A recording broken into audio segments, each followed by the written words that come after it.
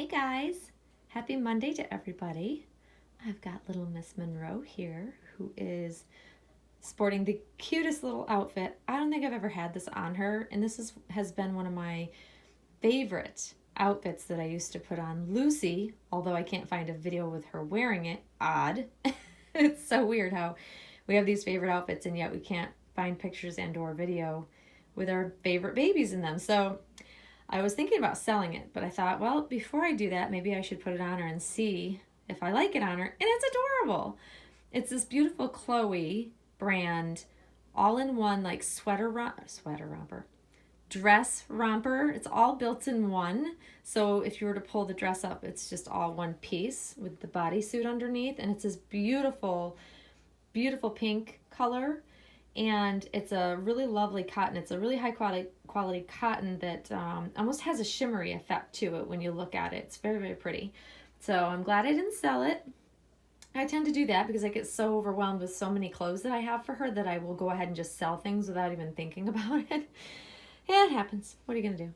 But anyways, I've got Monroe here, and I wanted to chat with you guys about a not so popular topic because a lot of people get very heated when they speak about it or if something happens in regards to it. So I figured this would be something important to address, to chat about. I want to get your feelings and your thoughts about it as well. So feel free to comment and let me know your thoughts about it. But this is something that I think is important for us collectors to talk about and maybe understand better. So the two things I want to chat about are first right of refusal, and then also getting originals or lacking originals when you receive a doll from the secondary market.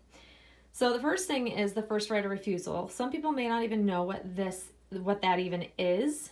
I've been in the doll world for a long, long time, and for many, many moons, if you sold a doll, especially a doll that you love, and it was financially, for those reasons, not because you were, ready to part with the doll, but because you needed the money or circumstances were as whatever. A lot of times, if I love the doll enough, when I sell the doll on to the next mommy, I ask them for the first right of refusal, meaning if they go to sell the doll, I want first right to buy the doll back. So that way, if my financial situation improves and I can afford to buy the doll and I want to bring the doll back, when that mommy decides to sell the doll, I'll get the choice to do so. And then they would move on to the next potential buyer if I say, no, thank you, I'm not going to be able to buy the doll or what have you, and then move on to the next person interested.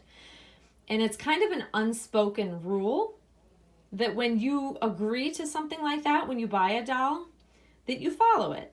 I mean, it's pretty straightforward. It's pretty simple. Unless, the doll has passed through several mommies' hands and the original owner a couple of times back also wants first right of refusal. That's where it gets really tricky because it's happened recently, and I know that there were some hurt feelings over it because I don't think the people involved realize necessarily that, first right of refusal, if someone 2 owners ago still wants the doll and the seller decides they want to go sell the doll back to that original owner, I mean, it's kind of their right to do so. It really gets very tricky though, because, it's hard to really keep track if a doll is passed through several hands. So I try to be very careful when I say yes, I'll give you first right of refusal. I need to write it down and keep track of it because things get messy in doll collecting, especially when it's a very much sought after doll. People get very, very heated when it concerns things like this. But I think it's very important, if you've promised somebody first right of refusal, that you do hold to that and you come through and give that person a chance to buy the doll back. I think that that's the right thing to do.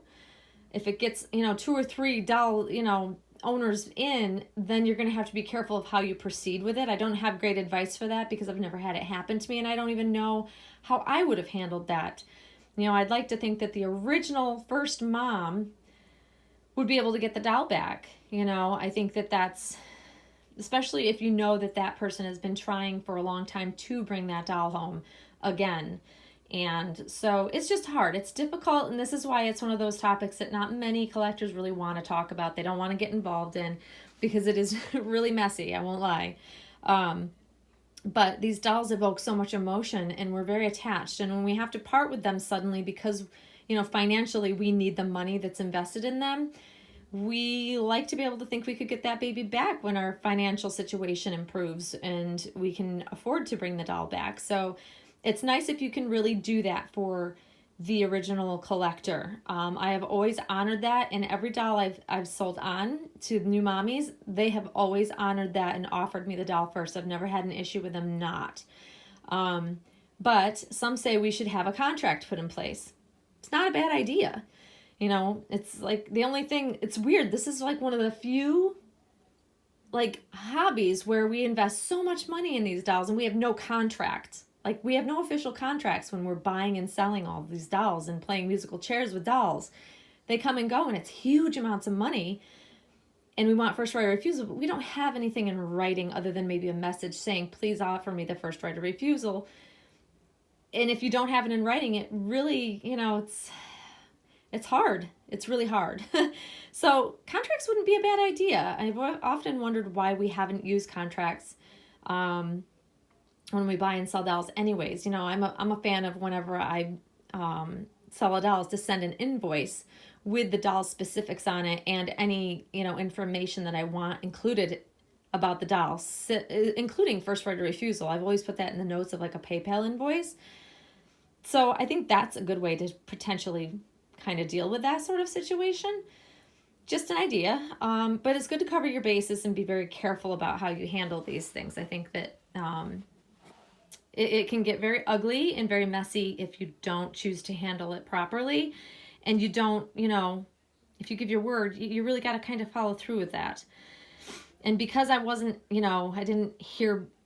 I wasn't there for the most recent situation that came up, so I don't know what was promised to what side or whatever. I just know that, it's a difficult situation. You just have to be very careful how you handle it. That's all I'm going to say about that. Now, on to the second topic, originals. Originals. Oh, what a joyful topic. Also gets very heated depending on the collector you're talking about or talking to regarding this. It can be a very heated discussion. I'm just offering my thoughts. I'm very curious to hear your thoughts and opinions on this. I am the type of collector that there are certain things that I definitely want to have with the doll, whether obviously when the artist sends the doll, we get their originals. That's what we call originals, what comes from the artist when we purchase the doll directly from them. Now, when it becomes a problem is when we start selling on the secondary market. When dolls start passing through numerous hands, things seem to get lost. Things seem to not be sent. And that can become a huge issue when you're going to sell your doll if you don't have all the originals, especially for some collectors. I would say the majority of collectors definitely would be deal breaker is want the COA, need to have the COA with the doll. Some collectors even won't even care about that depending on how old the doll is. But I will tell you that it is very important to have the COA for the doll that you are selling. I think it's very important that you do your best to send on all originals that you have gotten with the baby to the next mommy. What I do when I receive a baby is I actually keep the boxes, the baggies, the ribbons, the the strings to tie things with. I keep them all. When Monroe came home to me, I have the inner box, the shipping box, all of the bags, all of plastic and the cloth bags. I have everything, including all of the clothes, which she's never worn, still in the box. So I store it in a place where it's safe, dry. It's actually in this nursery. And if I had multiple babies, I'd have to find another storage spot, probably in one of my bedrooms, in my closets. But I keep them in a place where I keep everything together. That way, nothing gets separated. I don't put things and commingle their clothing with my clothing that didn't come with the doll, because if you have a doll or multiple dolls, it's very hard to keep track of what came with what doll unless you document it. So it's easier for me to just set them aside. I'm not a fan of using originals. I like to have them, but I don't use them. She doesn't wear them. I have specific clothes that I like her to wear, but I like to have the originals. So if I sell her, all I have to do is pull out the box that has all of her originals in it and maybe a couple of items that I have pulled out, such as the bottle, a couple of blankets, and the diaper she's wearing. Short of that, I am ready to go to ship her on to the next mom so that new mommy can enjoy everything that she came home to me with from the artist. I think it's very important to try to keep all of the originals together so that when you sell the doll, you don't go scrambling trying to figure out what actually came and went with the doll. I've seen it time and time again where dolls literally come home with nothing. And the mom that I purchased the doll from got the doll directly from the artist. So you know that that mom has the originals. They just didn't take the time to package them and send them with the doll, which to me is just not acceptable. I think that when you purchase a high-end doll that comes with very specialized and personalized clothing and blankets and things, it's very important to send them on with the doll. What need would you have to keep those items? So I feel kind of strongly about this. I think that especially with the prices that dolls are going for now, especially if you want the doll to maintain its value and get the most, out of the doll when you sell it, you should be sending all originals with the doll. Now, granted, I know that sometimes, you forget things or whatever. That has happened to me. I've forgotten to send things, and thank God I have box opening videos to document what comes home with my dolls, because before I was super organized and kept everything in a box, I would get confused of what came home with which baby when I decided to sell them. And I had, luckily I had majority of the buyers were very understanding and allowed me to send those extra items that I forgot along after the doll, and they were okay with it. But I could see that being a very upsetting situation. But as long as I sent them, they were happy, they were fine, but they wanted all the originals if possible. And I think that's important for all collectors out there to be keeping in the back of their mind. How am I going to make sure I keep track of everything if I sell the doll? Make sure you're sending the originals. I think that that's just the right thing to do.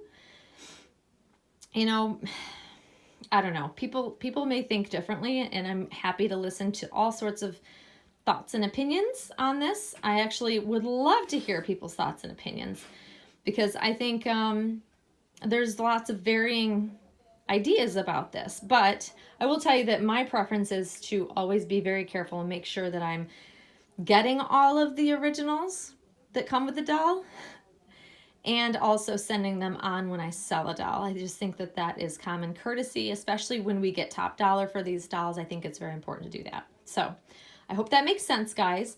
And like I said, these aren't fun, great topics that people really like to talk about. I know that some people get very upset about them, but I think it's very necessary, because people that are newer to collecting may not understand what first right of refusal is, and they may not understand how important it is to send on all originals that came home with the doll.